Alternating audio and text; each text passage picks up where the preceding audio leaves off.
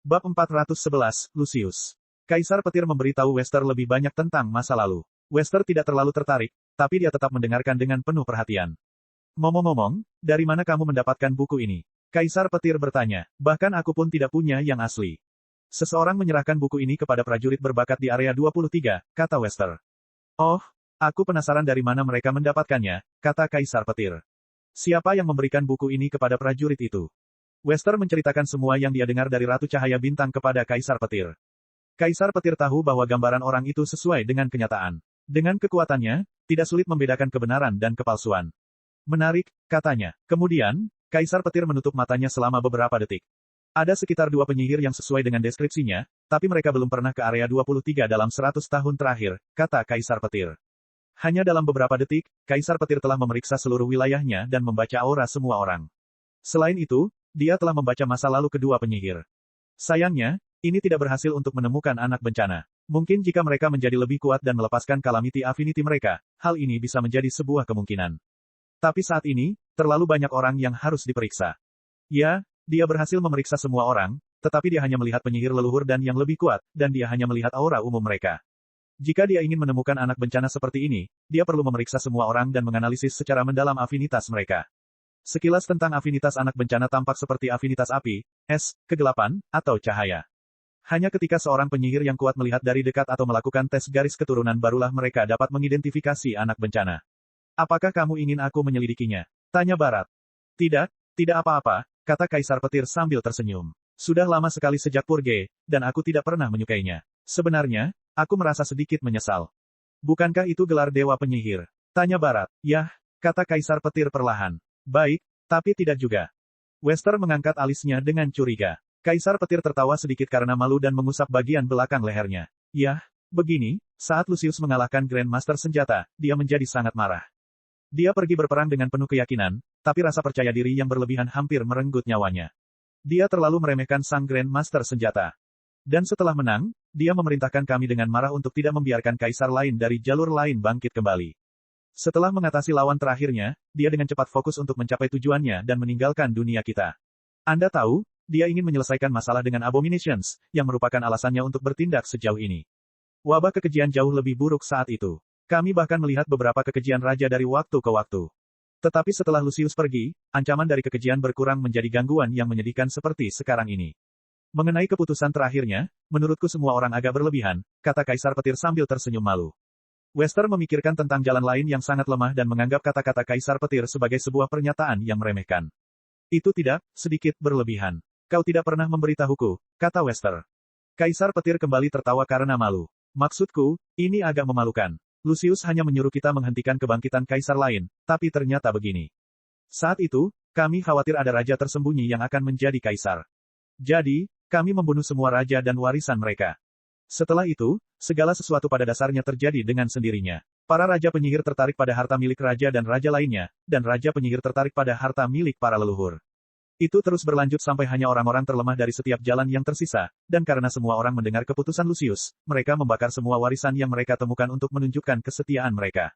Aku merasa agak sedih karena jalur lain kehilangan seluruh warisannya. Jadi, mengapa tidak membiarkan kebangkitan kecil saja? Kata Kaisar Petir. Dan keputusannya, tanya Barat, bukankah situasi saat ini cocok untuk Dewa Penyihir? Lagi pula, dia memerintahkan agar kaisar lain tidak boleh ada. Kaisar Petir tertawa kecil. Lucius adalah orang yang sangat pemarah. Saya tidak bisa menghitung berapa kali dia berteriak atau memerintahkan sesuatu dengan marah hanya untuk meminta maaf kepada kami beberapa hari kemudian dan membatalkan perintah tersebut. Aku cukup yakin hal ini akan terjadi dengan cara yang sama jika dia tetap berada di dunia ini lebih lama. Dia mungkin akan mengatakan bahwa kita tidak perlu bersikap brutal seperti ini dan kita hanya harus berhati-hati agar mereka tidak mengambil risiko, balas dendam mereka pada kita. Saat Lucius marah, dia bisa melakukan pembunuhan besar-besaran, tapi setelah dia tenang, dia selalu malu dengan tindakannya. Dia pria yang aneh. Mata Kaisar Petir semakin menjauh saat senyuman puas muncul di wajahnya. Tetapi dia adalah pemimpin kami, dan kami akan mengikutinya kemanapun.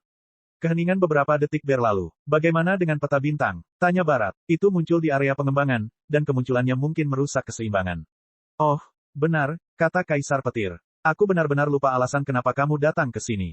Perkenalkan saja peta bintang kami kepada mereka juga. Tentu saja, kami hanya memberi mereka akses pada peta bintang untuk penyihir sejati. Kami tidak ingin berlebihan, kata Kaisar Petir. Peta bintang melayang ke arah Wester, yang melihatnya dengan alis berkerut. Kamu tidak mau menyimpannya, padahal itu asli. Tidak, kata Kaisar Petir. Entah bagaimana, buku kuno ini sampai ke tangan seorang pejuang muda. Saya pikir dia harus menyimpan yang asli. Kemudian, Kaisar Petir tersenyum kecil. Juga, aku hanya perlu menunggu sebentar sampai dia mati. Seseorang di alam keempat hanya bisa hidup hampir 1 milenium. Aku bisa menunggu selama itu. Wester mengantongi buku itu dan mengangguk. Menurut Anda, buku itu berasal dari mana, Tuan? Itu mungkin salinan Mirana, kata Kaisar Petir. Dia kehilangan beberapa buku dalam hidupnya. Yang ini mungkin dijual di suatu tempat karena suatu keanehan, dan beberapa penyihir mendapatkannya. Dan bagaimana dengan penyihir? Tanya Barat. Kamu tidak dapat menemukannya. Jadi, kata Kaisar Petir sambil tertawa kecil. Mantra-mantra baru selalu ditemukan. Cukup menyegarkan untuk mendapat kejutan seperti ini. Selain itu, mereka tidak melakukan kesalahan apapun. Mereka hanya memberi seseorang teknik yang mereka pikir bisa digunakan oleh orang tersebut. Tidak ada alasan untuk memburu seseorang hanya karena mereka memasuki salah satu area pengembangan kita dan memberikan teknik kepada seseorang. Kita tidak perlu sekejam itu. Barat mengangguk. Kalau begitu, semoga malam Anda menyenangkan, Tuan. Terima kasih, kamu juga, Wester, kata Kaisar Petir saat buku yang dia baca sebelum kedatangan Wester kembali padanya. Wester meninggalkan ruang kerja Kaisar Petir dan berjalan kembali ke aula besar. Ratu Cahaya Bintang masih menunggu di depan dua pintu kecil ketika Wester kembali.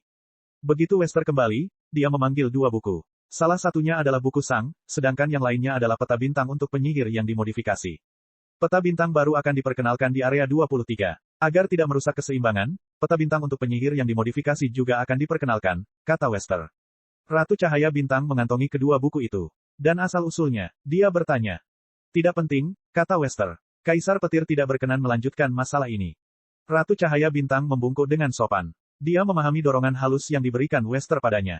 Dia telah menyuruhnya untuk tidak bertanya tentang hal seperti itu. Ketika Kaisar Petir berbicara, dia hanya perlu mengetahui informasi yang diperlukan. Oh, dan pastikan salinan aslinya sampai ke tangan prajurit yang mendapatkannya. Ini adalah perintah guru, kata Wester. Saya akan melakukannya, Tuan, kata Ratu Cahaya Bintang. Barat mengangguk. Kalau begitu, semoga malammu menyenangkan, Sarah. Terima kasih. Anda juga, Tuan, jawab Ratu Cahaya Bintang. Wester berjalan kembali ke kamarnya sementara Ratu Cahaya Bintang kembali ke kantornya. Setelah tiba, dia memanggil manajer, menyerahkan dua buku kepadanya, dan memberinya instruksi yang diberikan Wester padanya. Manajer kembali ke area 23, menyerahkan buku-buku tersebut kepada supervisor, dan memberinya instruksi yang sama. Namun supervisor adalah orang pertama yang melakukan sesuatu selain sekedar meneruskan buku dan instruksi. Begitu kedua buku itu sampai di tangannya, dia mulai memproduksi salinannya secara besar-besaran. Atasannya ingin buku-buku ini diperkenalkan ke area 23. Itu adalah tugasnya untuk melakukan hal itu. Bab 412, Distribusi. Supervisor membuat ribuan eksemplar kedua buku tersebut dalam hitungan menit. Setelah selesai, dia membawa semua salinan dan aslinya lalu pergi. Beberapa menit kemudian, dia tiba di bukit di samping kastil Raja Skythunder. Raja Skythunder masih memandangi kerajaannya. Jadi, Raja Skythunder bertanya tanpa melihat ke arah supervisor. Supervisor memanggil ratusan salinan kedua buku tersebut dan membuangnya di samping Raja Skythunder. Peta bintang untuk para pejuang akan diperkenalkan ke seluruh area 23. Agar tidak mengganggu keseimbangan, versi modifikasi dari peta bintang biasa juga akan diperkenalkan, kata supervisor. Ini adalah salinan untuk wilayah yang Anda tunjuk. Saya akan menyerahkan salinan lainnya kepada 4 lainnya. Salinan asli peta bintang harus dikembalikan ke tangan pejuang yang menerimanya. Itu perintah dari atas, ujarnya. Seberapa jauh di atas? Raja Skythunder bertanya. Itu bukan urusanmu, kata supervisor. Bagikan salinan ini ke seluruh wilayahmu dan kembalikan salinan aslinya kepada prajurit yang membawanya. Itulah perintahnya. Raja Skythunder perlahan berdiri. Bagus, Bang. Supervisor itu pergi dengan ledakan petir tanpa mengucapkan sepatah kata pun. Raja Skythunder perlahan menoleh ke semua buku, dan seringai muncul di wajahnya. Segalanya akan menjadi lebih menarik. Akhir-akhir ini menjadi agak membosankan. Ini seharusnya mengguncang segalanya. Beberapa hari berlalu. Akhirnya, hari yang menentukan tiba. Raja Skythunder kembali ke singgasananya, dan dia melihat orang-orang yang berkumpul di depannya. Dewan berada di sebelah kanannya, Archduke di sebelah kirinya, dan kedua belas adipati kerajaannya di depannya. Dia telah mengumpulkan semuanya untuk hari ini. Beberapa hari yang lalu, aku menerima sebuah teknik aneh yang memungkinkan para prajurit panggung komandan untuk melihat dan merencanakan jalan sejati mereka di masa depan. Aku yakin sebagian besar dari kalian sudah mendengarnya, kata Raja Skythunder. Dukes tidak menyangkalnya. Sesuatu seperti ini dengan cepat menyebar ke jajaran penyihir yang kuat. Saya sudah mengambil keputusan, kata Raja Skythunder. Bang, ratusan buku muncul di tengah ruangan, dan para duke merasa dunia mereka seperti hancur. Mereka tahu apa artinya ini. Hanya satu duke yang senang dengan perkembangan tersebut. Teknik ini akan didistribusikan ke seluruh kerajaan, kata Raja Sky Thunder. Ekspresi para penyihir tampak ngeri, frustrasi, dan bahkan marah. Biasanya, mereka tidak akan pernah berani marah di depan raja mereka, tapi kali ini mereka tidak bisa menahan diri untuk tidak menunjukkan perasaan mereka yang sebenarnya. Raja Sky Thunder hanya menyeringai saat melihat kemarahan mereka yang tak berdaya. Namun, ada dua hal lagi. Anda tidak akan menyukai salah satunya, tetapi yang lainnya akan sesuai dengan keinginan Anda. Orang-orang yang berkumpul memandang Raja Sky Thunder dengan mata penuh harap. Mereka berharap kedua hal ini dapat mengubah masa depan seperti saat ini. Karena, dengan keadaan saat ini, jumlah prajurit tahap jalan sejati mungkin akan melebihi jumlah penyihir tinggi 10 berbanding 1 hanya dalam 1 abad. Tentu saja, mereka tidak akan terlalu mengancam, tapi banyaknya jumlah mereka tetap saja mengintimidasi. Pertama, teknik ini juga akan didistribusikan ke 4 kerajaan lainnya. Kejutan mendalam melanda kerumunan yang berkumpul. Mengapa? Itu akan membuat kerajaan lain menjadi lebih kuat. Bahkan jika mereka tidak memiliki prajurit saat ini, mereka akan dengan cepat mengerahkan sejumlah besar sumber daya untuk mengembangkan prajurit. Peta bintang ini terlalu bagus untuk dilewatkan. Mereka akan memperkuat semua kerajaan lain dengan gerakan ini. Mengapa Raja Sky Thunder memutuskan hal seperti ini? Mengapa? Salah satu duke bertanya dengan kaget. Dia tahu bahwa menanyakan pertanyaan seperti itu adalah ide yang sangat buruk, tapi dia tidak bisa menahan diri. Mengapa? Raja Sky Thunder mengulanginya sambil menyeringai. Karena saya ingin. Duke yang menanyakan pertanyaan itu dengan cepat melihat ke tanah dengan ekspresi ngeri. Saya mohon maaf sebesar-besarnya, Rajaku. Saya tidak dalam posisi untuk menanyakan pertanyaan seperti itu. Raja Sky Thunder dapat merasakan teror yang melanda seluruh duke yang berkumpul. Yang kedua, katanya sambil menyeringai. Bang, tumpukan buku lainnya muncul. Ini adalah teknik yang sama tetapi disesuaikan dengan penyihir. Kesunyian, keheningan yang luar biasa. Semua orang yang berkumpul sangat terkejut. Teknik yang sama tetapi untuk penyihir. Mereka sudah takut pada para pejuang setelah mereka menerima teknik ini, tetapi jika para penyihir memiliki akses ke teknik dengan level yang sama, mereka tidak perlu takut pada apapun. Faktanya, kemakmuran jalur penyihir saat ini berarti akan ada lebih banyak penyihir tingkat tinggi daripada para pejuang tahap jalur sejati. Lagi pula, jumlah penyihir jauh lebih banyak, dan segala sesuatu mengenai mereka jauh lebih maju. 100 pejuang jalan sejati dalam 100 tahun. Puff, mereka akan mendapatkan lebih dari 500 penyihir tinggi dalam 100 tahun. Ini juga akan didistribusikan ke seluruh kerajaan lainnya, kata Raja Sky Thunder. Dan begitu saja, suasana hati mereka yang baik hilang lagi. Dari rasa gugup, rasa takut, rasa bahagia, hingga rasa takut lagi. Raja Sky Thunder menyaksikan emosi semua orang kembali berubah sambil menyeringai. Apakah kamu tidak menginginkan musuh yang kuat? Dia bertanya. Semua orang memandang Raja Sky Thunder, tapi tidak ada yang berani berbicara. Jika tidak ada yang mendorongmu, kekuatanmu akan terhenti, kata Raja Sky Thunder. Jika tidak ada bahaya, tidak ada motivasi untuk menjadi lebih kuat. Kita hanya menjadi lebih kuat jika sesuatu yang berbahaya mengejar kita. Kita bisa mendapatkan bahaya yang memotivasi ini dari dalam rumah kita atau dari luar, tapi saya yakin semua orang di sini lebih memilih bahaya dari luar. Lagi pula, ketika bahaya ada di dalam rumahmu, kamu harus berhati-hati agar tidak merusaknya, tapi jika di luar, kamu tidak perlu menahannya. Semua orang tahu apa maksud Raja Sky Thunder. Dia berbicara tentang rencana tersembunyi dan halus antara duke yang berbeda. Sungguh merepotkan untuk melukai semua duke lainnya dengan semua peraturan yang ada. Tapi jika menyangkut kerajaan kemurnian sihir atau kerajaan Grand Mountain, mereka tidak perlu mempedulikan hal-hal ini. Saya ingin kedua teknik ini didistribusikan ke seluruh kota besar dan kecil, perintah Raja Sky Thunder, dan saya tidak ingin melihat peta bintang para pejuang menghilang secara tidak sengaja. Jika tidak dibagikan sesuai keinginanku, duke yang bertanggung jawab akan bertanggung jawab. Bahkan jika salah satu pelayan mereka melanggar perintah. Dipahami, ya, Rajaku. Semua orang bergema. Setelah itu, setiap duke mengantongi sebagian dari buku tersebut. Bahkan Dewan dan Archduke mengambil sebagian untuk diri mereka sendiri. Ketika semua buku disembunyikan, Raja Sky Thunder memanggil satu buku tambahan, yang terbang ke Duke Warwine. Pastikan yang ini sampai ke tangan Sang, Raja Sky Thunder mengirimkan. Rupanya, dia tidak ingin membuat terlalu banyak masalah bagi Sang dengan memberitahu semua orang tentang hal itu. Baik, Rajaku, jawab Duke Warwine melalui transmisi suara. Kalian semua boleh pergi, kata Raja Sky Thunder. Para duke dengan sopan membungkuk di depan Raja Sky Thunder untuk terakhir kalinya dan pergi. Hari ini adalah hari yang pahit. Para pejuang akan bangkit, begitu pula para penyihir. Saat ini, mereka tidak yakin akan masa depan. Tapi mereka yakin akan satu hal. Masa depan tidak akan setenang dan damai seperti saat ini. Bab 413, Efek Samping. Raja Sky Thunder memberikan izinnya untuk mendistribusikan peta bintang, Duke Warwine menyatakan dengan senyum kemenangan kepada George dan Sang. Dia memberitahu mereka semua tentang apa yang telah terjadi dan perubahan apa yang akan terjadi dalam beberapa hari ke depan. Namun, Sang dan George hanya merasa lega. Ini membuat segalanya menjadi lebih mudah. Senang mendengarnya, Duke Werwine, kata Sang. Ketika Duke Werwine mendengarnya, dia mengambil keputusan ganda. Adipati Angin Puyuh. Dia bertanya. Sang mengangkat alisnya. Sang, kupikir kita lebih dekat dari itu, kata Duke Werwine. Panggil saja aku Jeral. Oh, kata Sang. Saya tidak yakin apakah itu pantas. Kau tidak lagi tunduk padaku, Sang, kata Jeral. Kita berada pada posisi yang sama, dan kita bekerja menuju tujuan yang sama. Kekuatan kita mungkin masih cukup jauh satu sama lain, tapi itu hanya masalah waktu saja. Aku sudah melihat betapa tekadnya kamu, Sang, dan aku tahu kamu mungkin akan menjadi pejuang yang mampu menutup kesenjangan dan mungkin melangkah lebih jauh lagi. Sang tidak yakin apa yang harus dia katakan mengenai hal itu. Ya, itulah tujuannya, tapi rasanya agak aneh mendengarnya datang dari orang lain. Kedengarannya tidak nyata. Jeral, George, dan Sang berbicara lebih lama. Mereka harus merencanakan cara mendistribusikan peta bintang dengan benar dan bagaimana mereka harus mengajar para pejuang. Terima kasih kepada Tuhan, Sang telah memahami peta bintang dalam sekejap, tetapi bagi semua orang, mempelajari peta bintang jelas bukan tugas yang mudah. Jeral mempelajarinya, dan dia membutuhkan waktu sekitar 3 hari untuk menguasainya.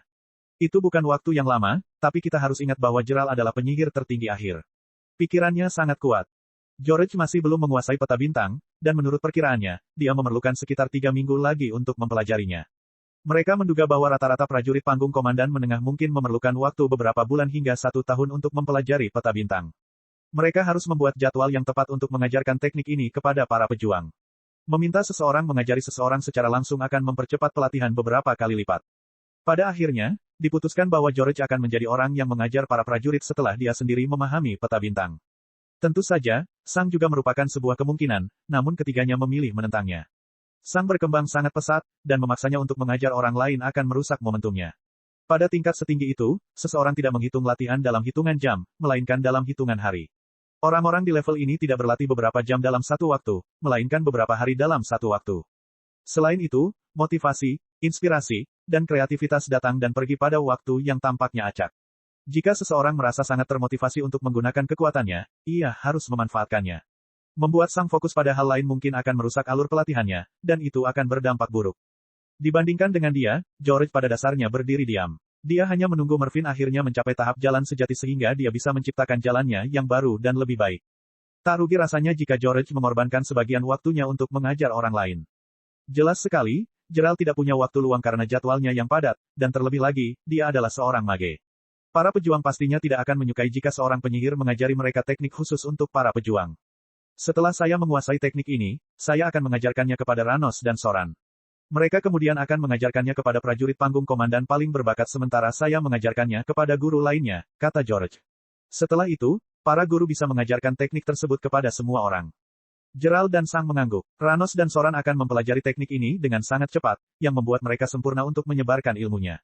Para guru mungkin juga akan mempelajari teknik ini dalam waktu yang cukup singkat. Semuanya akan berjalan sangat lancar. Sepertinya menjalankan akademi cukup efektif dalam mengajarkan berbagai hal. Saya juga tahu teknik penguatan yang digunakan orang barbar, kata Sang. Kami juga bisa mengajarkan hal itu. Kami sudah mengetahui tekniknya, kata George. Selama bertahun-tahun, banyak orang barbar yang melarikan diri ke kerajaan Skythunder. Kita sudah mengetahui semuanya. Sang mengangkat alisnya, dan mengapa kita tidak pernah mengajarkan hal itu? Sebelum ditemukannya infus garis keturunan, jawab George, teknik penguatan hanya berhasil pada tahap prajurit, dan pada dasarnya tidak ada gunanya. Lagi pula, kita tidak memiliki akses terhadap apa yang disebut kenaikan kerajaan Grand Mountain ini. Selama beberapa tahun terakhir, saya juga fokus mengadaptasi teknik penguatan barbar ke Bloodline Infusion. Ini adalah proyek besar kedua saya, yang pertama adalah Path Reforging. Sang masih belum yakin apa masalahnya. Anda tidak perlu mengadaptasinya, saya sudah menggunakannya selama 1 dekade, dan berfungsi dengan baik. George dan Jeral memandang Sang. Kemudian, George memberi isyarat kepada Jeral untuk menjelaskan berbagai hal karena masalahnya lebih berkaitan dengan para penyihir. Kurangnya informasi, ketakutan, dan politik, Sang, kata Jeral sambil menghela nafas. Sang mengangkat alisnya. Kami hanya memiliki akses ke beberapa orang barbar yang melarikan diri ke kerajaan kami, dan kami hanya dapat mendengarkan laporan langsung mereka. Kami tidak dapat benar-benar melihat ke dalam kerajaan Grand Mountain dan melihat keadaan sebenarnya, membuat informasinya kabur dan tidak dapat diandalkan. Jadi, Sang bertanya, saya sudah lama berada di sana, dan saya bisa memberikan semua ini kepada Anda. Kami tahu, kata Jeral, dan penuturanmu mengenai kejadian itu pasti membantu. Lagi pula, penuturanmu akan dilakukan dari sudut pandang seorang pejuang dan bukan dari sudut pandang orang barbar. Namun, itu hanya menyelesaikan satu masalah, lanjut Jeral. Masalah lainnya adalah dewan dan para duke lainnya membuat masalah. Mereka tidak ingin para pejuang memakan hati binatang buas. Tampaknya, dan keberatan dengan permainan kata-kata itu, sangat biadab bagi mereka. Baiklah, kata Sang, tetapi dewan sudah menjadi musuh kita, sama seperti para duke lainnya. Gerald mengangguk. Ya, sekarang sudah, dan masalah itu pada dasarnya telah teratasi dengan sendirinya. Saya dapat segera memperkenalkan teknik ini, dan itu tidak akan mengubah cara dewan bertindak terhadap kita. Mereka tahu bahwa jika mereka mencoba melakukan apapun, saya bisa menemui Raja Sky Thunder, dan dia akan memihakku dalam masalah ini. Ancaman mereka lebih tersirat dan lebih halus dibandingkan ancaman sebenarnya. Mereka tidak akan secara langsung melarang penggunaan teknik tersebut, namun mereka akan meningkatkan tekanan di wilayah saya. Tetapi sekarang, hal itu tidak lagi menjadi masalah. Sang mengangguk. Jadi, bisakah kita memperkenalkannya? Gerald dan George saling berpandangan. Saya telah menjalankan tes selama dekade terakhir pada beberapa pejuang terpilih yang telah menjalani infus garis darah, kata George. Dalam waktu sekitar 1 dekade, ketika mereka mencapai panggung komandan, kita bisa memperkenalkan teknik ini. Dalam 1 dekade, Sang bertanya dengan kaget, bagaimana ini bisa menjadi masalah? Efek sampingnya, kata George. Efek samping. Sang bertanya, apakah ada efek sampingnya? Kami belum tahu, apa masalahnya, kata George. Biasanya, saya hanya akan melanjutkan perkenalannya, tapi ada tanda-tanda bahwa keadaan bisa menjadi buruk. Dengan cara apa? Sang bertanya. Sang, kamu pernah berinteraksi dengan beberapa orang barbar di masa lalu, kan? George bertanya. Sang mengangguk. Kalau begitu, kamu harus memahami kekhawatiran kami. Mungkin saja teknik penguatan mempunyai efek yang melemahkan pikiran. Setiap orang barbar yang kita temui bodoh seperti tumpukan batu. Mungkin ada kemungkinan bahwa teknik penguatan orang barbar bertanggung jawab atas hal itu. Sang menatap George dengan tatapan terkejut. Bab 414, semuanya akhirnya selesai. Sang menganggap anggapan itu bodoh, tapi dia tahu dari mana asalnya. Ya, orang barbar berpikiran sangat sederhana, hampir seperti binatang buas. Mereka bahkan hidup bersuku dan hanya mengikuti yang terkuat secara membabi buta. Jadi, menurut Anda pikiran orang barbar menjadi lebih mirip dengan binatang, kata Sang. Benar, kata George. Kami belum mengetahuinya, itulah sebabnya kami melakukan pengujian ini. Beberapa kematian atau peningkatan agresi dapat diterima, menurut pendapat saya, tetapi menurunkan kecerdasan prajurit tidak akan membuat mereka lebih kuat tetapi lebih lemah. Mereka bahkan tidak bisa menciptakan jalan sejati apapun, yang akan memaksa mereka mengikuti jalan barbar sampai akhir, yang berarti mereka hanya akan menjadi binatang buas. Itu bukan tujuan kami. Kami menginginkan para pejuang. Saya mengerti dari mana Anda berasal, kata Sang, tetapi saya benar-benar ragu bahwa efek samping itu benar-benar ada. Saya telah menggunakan teknik itu selama 10 tahun, dan saya tidak berubah. George dan Gerald masing-masing mengangkat alis. Oke, pilihan kata yang buruk, kata Sang. Maksudku adalah aku tidak menjadi lebih bodoh. Kami tahu, kata Gerald, tetapi hal-hal yang kami lihat di benak orang-orang barbar itu sangat mengkhawatirkan. Kami melihat kehidupan mereka dan betapa buruknya prestasi mereka di sekolah. Mereka diajari hal-hal paling mendasar, tapi mereka tetap. Wow, tunggu sebentar, kata Sang sambil menyela Gerald. Apa yang baru saja kamu katakan? Sekolah. Gerald mengerutkan alisnya. Ya, sekolah. Kami telah melihat sekolah dalam pikiran mereka. Sekolah apa? Sang bertanya dengan kaget. Tidak ada sekolah untuk orang barbar. Sang, kami sudah membaca pikiran mereka. Kami melihat sekolahnya. Ada sekolahnya, kata Gerald. Nggak ada, Sang berteriak. Saya pernah berada di perbatasan utara tempat semua orang barbar elit dan berbakat bersekolah, dan tidak satupun dari mereka berbicara tentang sekolah apapun. Bagaimana sekolah bisa ada? Semua orang tinggal di suku bodoh dengan ideologi paling terbelakang. Saya memimpin lebih dari 10 orang barbar paling berbakat selama berbulan-bulan, dan pada dasarnya saya telah mengajari mereka semua yang mereka ketahui. Mereka bahkan tidak tahu tentang konsep paling dasar, dan saya harus mengajari mereka semua konsep ini. Terlebih lagi, mereka mempelajari konsepnya dengan cukup cepat setelah mereka benar-benar mendengarkan saya. Mereka jelas tidak bodoh. Mereka hanya sangat tidak berpendidikan karena sebenarnya tidak ada sekolah di manapun. Aku belum pernah mendengar siapapun menyebut sekolah manapun selama beberapa bulan ini, dan aku dikelilingi oleh orang-orang barbar yang paling berbakat. Gerald dan George mengerutkan alis mereka. Sepertinya itu tidak benar. Inkuisitor Gerald telah memeriksa pikiran beberapa orang barbar, dan kesetiaan para inkuisitor tidak dapat dipertanyakan. Ini berarti bahwa apapun yang dilaporkan oleh inkuisitor harus benar, dan pikiran orang-orang barbar juga tidak berubah sama sekali. Untuk beberapa saat hanya ada keheningan. Lalu, Sang mendapat ide. Apakah ada orang barbar yang tidak bersekolah? Dia bertanya. Ya, jawab Gerald, dan mereka bahkan lebih bodoh daripada yang lain. Jadi, kata Sang, bagaimana kalau sekolah itu hanya kedok? Sebuah bagian depan. George bertanya. Ya, bagian depan, kata Sang. Seperti yang telah saya nyatakan, saya pernah bersama orang-orang barbar yang paling kuat, dan saya tahu bagaimana kehidupan mereka. Mereka tidak bersekolah di sekolah manapun, dan saya berasumsi bahwa, jika ada sekolah, orang-orang barbar yang paling berbakat akan melakukannya, pergi ke mereka. Saya sangat ragu bahwa orang-orang barbar sampah di perbatasan selatan mendapat pendidikan, sedangkan orang-orang barbar berbakat di utara tidak mendapat pendidikan seperti itu. Namun, apa yang disaksikan oleh Inkuisitor di benak orang-orang barbar mungkin tidak palsu, yang berarti ada beberapa sekolah untuk orang-orang barbar sampah. Tetapi, mengapa orang-orang barbar yang berpendidikan ini dikirim untuk mati di front selatan? Tampaknya itu hanya membuang-buang sumber daya. Kecuali sekolah yang mereka datangi berhasil melemahkan musuh, kan? Kata Sang. Jeral menggaruk dagunya saat alisnya berkerut. Jadi, maksudmu orang barbar yang lemah di selatan bersekolah sehingga kerajaan Sky Thunder berpikir bahwa teknik penguatan orang barbar membuat mereka lebih bodoh, sehingga menghalangi mereka untuk menggunakan teknik itu sendiri. Sang mengangguk. George dan Jeral saling berpandangan beberapa saat. Maksudku, itu mungkin saja terjadi, kata Jeral sambil kembali menatap Sang, tapi rencana ini tampaknya terlalu aneh untuk menjadi kenyataan. Saya dapat memberitahu Anda bahwa tidak ada sekolah. Kata Sang, saya yakin para pejuang berbakat tidak mengunjungi sekolah apapun, dan saya dapat meyakinkan Anda bahwa mereka belajar dengan cukup cepat ketika Anda mengajari mereka. Selain itu, saya tahu persis cara kerja teknik ini sejak saya menggunakannya selama 1 dekade. Saya bahkan menggunakannya dengan cara yang tidak disengaja. Misalnya, saya telah menyerap binatang 1 tingkat di atas saya. Saya telah melihat bagaimana teknik tersebut berinteraksi dengan tubuh saya, dan saya dapat memberitahu Anda bahwa pikiran saya dapat memblokir semua mana asing di tubuh saya. Ketika mana asing mulai bangkit kembali, ia mencoba mengambil alih pikiran saya, tetapi ini bukanlah semacam pengambil alihan secara halus.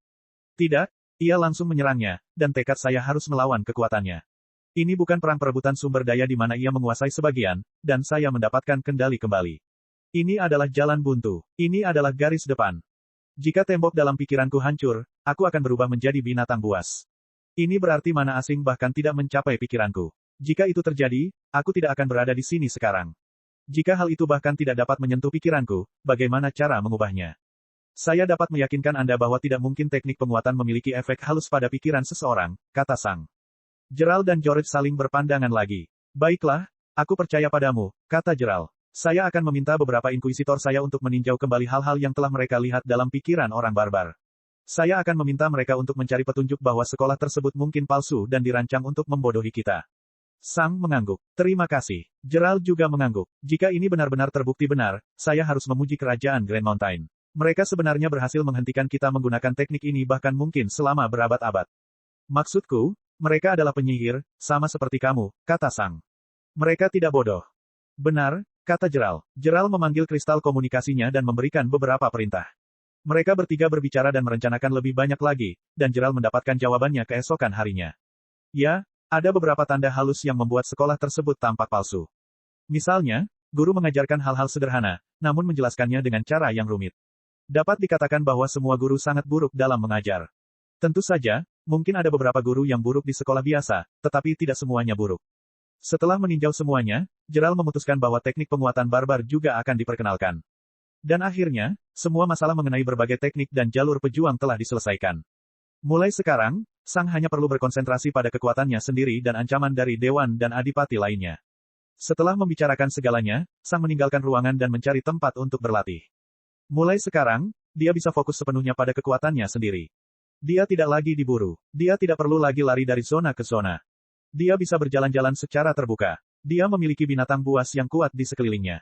Setelah lebih dari 10 tahun, Sang akhirnya bisa memusatkan seluruh perhatiannya pada kekuatannya.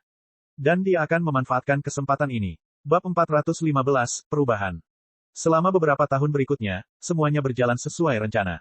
Hampir setengah dari prajurit panggung komandan telah memahami peta bintang sekarang. Dengan segala maksud dan tujuan, hal itu telah menjadi standar dan normal untuk dilatih dengan peta bintang. Tentu saja, para penyihir juga telah menerima peta bintang mereka. Dengan diperkenalkannya kedua peta bintang, iklim politik berubah total. Perang antar kerajaan hampir berhenti sepenuhnya karena semua orang sibuk berinteraksi dengan peta bintang. Ini akan mengubah seluruh dunia, dan mereka mengetahuinya. Kerajaan yang dapat memanfaatkan peta bintang dengan sebaik-baiknya akan memiliki keuntungan luar biasa dibandingkan kerajaan lainnya. Itu adalah perlombaan senjata. Kerajaan mengambil sumber daya yang mereka simpan dan memompa mereka semua menjadi penyihir sejati yang berbakat. Semakin banyak penyihir tinggi yang mereka dapatkan, semakin baik. Seorang Haimage bisa mengalahkan garis depan normal sendirian. Satu penyihir tinggi bernilai lebih dari 50 penyihir sejati. Awalnya, para duke khawatir kerajaan lain sekarang akan mulai fokus pada penciptaan prajurit. Lagi pula, para pejuang juga telah menerima peta bintang mereka sendiri. Namun, dengan diperkenalkannya peta bintang penyihir, para pejuang menjadi semakin tidak relevan. Semua kerajaan sepenuhnya fokus pada penyihir mereka sekarang, dan sebagian besar prajurit diabaikan. Bahkan kerajaan Grand Mountain mulai mengabaikan orang-orang barbar mereka. Apa gunanya memiliki 1000 fighter stage barbarian ketika mereka bisa mendapatkan lebih banyak penyihir tinggi? Satu-satunya kegunaan orang barbar adalah bertindak sebagai umpan meriam dan menunda serangan musuh. Tapi Haimage bisa memenangkan seluruh pertarungan. Yang satu berjuang untuk tidak kalah, sementara yang lain berjuang untuk menang. Dewan juga tidak punya banyak waktu untuk melawan Duke Warwine. Mereka terlalu sibuk meningkatkan efisiensi pelatihan untuk para penyihir agung masa depan. Tentu saja, mereka masih berencana berurusan dengan Duke Warwine, tapi para penyihir tinggi mengambil prioritas saat ini. Para prajurit jelas merupakan bahaya bagi para penyihir, tapi ada bahaya yang jauh lebih besar. Kerajaan Kemurnian Sihir. Kerajaan Kemurnian Sihir adalah kerajaan yang paling maju dalam hal pengetahuan tentang jalur sihir, dan dengan peta bintang, mereka akan semakin bersinar. Mereka sudah memiliki penyihir tertinggi terbanyak, dan jumlahnya bisa meroket lebih banyak lagi setelah diperkenalkannya peta bintang. Lupakan potensi masalah di masa depan dengan para pejuang. Saat ini, mereka harus mengimbangi jumlah penyihir tinggi, atau mereka akan tertabrak. Oleh karena itu, beberapa tahun berikutnya relatif santai bagi Storm Eagle Zone. Jumlah prajurit yang hilang berkurang, dan dengan itu kembalinya motivasi baru untuk menjalani infus garis darah. Selain itu, metode penguatan baru yang hanya dapat digunakan oleh orang-orang yang telah menjalani infus garis darah telah muncul. Dikatakan bahwa, dengan infus garis darah dan teknik ini, seorang pejuang dapat memiliki tubuh yang setara dengan binatang buas. Bagaimana Akademi Prajurit menangani teknik ini? Kerajaan Grand Mountain mengubah teknik itu menjadi set yang tidak lengkap dan menuntut kerja keras selama bertahun-tahun untuk mendapatkannya. Tapi kerajaan Sky Thunder dan Akademi Prajurit berbeda. Segera setelah teknik ini diumumkan, buku-buku dibuat, dan kemudian dapat dibeli di toko buku manapun di seluruh kerajaan. Harga, 25.000 emas. Jumlah sebesar itu tidak dapat diperoleh oleh orang normal, tetapi seorang prajurit panggung umum bisa mendapatkannya dengan kerja keras selama beberapa bulan. Saat itu, Sang telah menjual mayat ular penghilang tahap umum awal dengan harga sekitar 2.000 emas. Seekor burung sampah masing-masing bernilai sekitar 500 emas. Dengan infus garis darah, para prajurit tidak perlu lagi berburu dalam tim. Sekarang, mereka bisa berburu binatang sendirian, yang berarti mereka juga bisa menyimpan semua uangnya. 25.000 emas hanya setara dengan sekitar 50 burung sampah. Berburu 50 burung sampah mungkin tidak bisa dilakukan dalam sehari, tapi pasti bisa dilakukan dalam beberapa minggu. Dapat dikatakan bahwa 25.000 emas bahkan termasuk harga yang murah. Bagaimanapun, teknik ini mungkin akan mengikuti para pejuang sepanjang hidup mereka.